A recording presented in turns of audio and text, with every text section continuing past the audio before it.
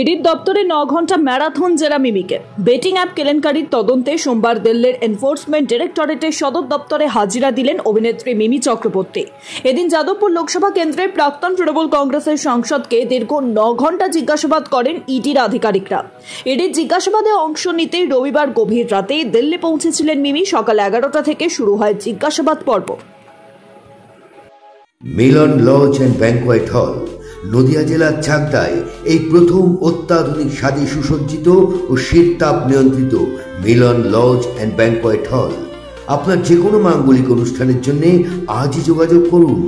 Milan lodge and banquet হল, রঞ্জনপল্লী, চাকদাহ, নদিয়া। রিলায়েন্স ট্রেন্ডসের ঠিক ওপরে মিলন লজ অ্যান্ড ব্যাংকোয়েট হল।